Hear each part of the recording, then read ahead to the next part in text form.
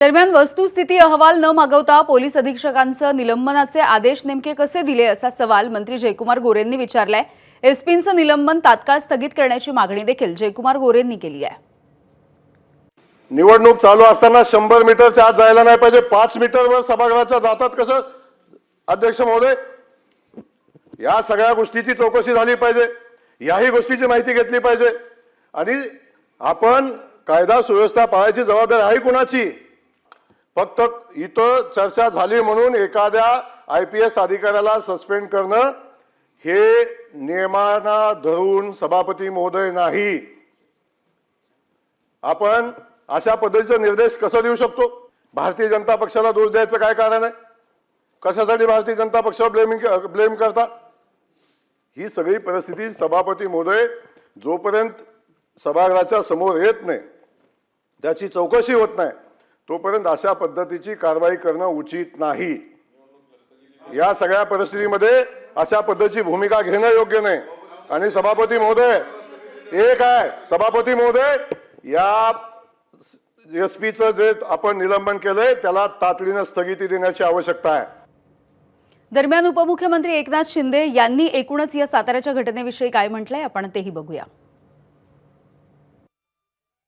मंत्री का गेले तिथे? कारण त्यांना माहित होतं तिथे त्यांना अडवतील म्हणून त्यांनी पण त्या आपल्या याच्या सीमाजी आहे बाहेर होते, त्या गेटच्या बाहेरपर्यंत त्यांना गेल्यानंतर मंत्री बघितले नाहीत, पदाधिकारी बघितले नाही, कोणी बघितले नाही, जसे आमदार बघितले नाही, असे आरोपीला जो असं पकडतात तसं पकडून घेऊन गेले। आणि त्या ठिकाणी घेऊन गेल्यानंतर ते 2 लोक बरं ते 2च कसे काय मग मतदार त्यांनी पकडले? 2च मतदार जे आहेत ते त्यांना घेऊन गेले आणि त्यांना निवडणूक मी पुन्हा फोन केला त्यांना डीजींना। डीजी म्हणाले असं होणार नाही। मी बोलला होणार काय नाही, निवडणूक पूर्णपणे पार पडते तिकडे, निवडणूक पार पडल्यानंतर तुम्ही त्यांना सोडून काय उपयोग आहे? आणि मग निवडणूक पार पडली आणि त्यानंतर या सगळ्या परंतु जी परिस्थिती निर्माण झाली महाराष्ट्रामध्ये, महाराष्ट्राच्या इतिहासामध्ये अशा प्रकारची परिस्थिती पहिल्यांदा आपण पाहिलेली आहे। कारण कुठल्याही परिस्थितीमध्ये अशा प्रकारची परिस्थिती मतदानापासून वंचित ठेवणं हे आतापर्यंत इतिहासामध्ये पहिल्यांदा आहे। आणि त्यामुळे मला जे माहिती होतं ते आणि मी त्यांना फोन केले होते म्हणून तुमच्या निदर्शनास मी आणू इच्छितो। उपमुख्यमंत्र्यांनी सांगितलेली वस्तुस्थिती तपासून कारवाई करू असं मुख्यमंत्र्यांनी म्हटलंय आणि मुख्यमंत्री देवेंद्र फडणवीस यांनी एकूणच या साताऱ्याच्या घटनेविषयी आदेश दिले आहेत।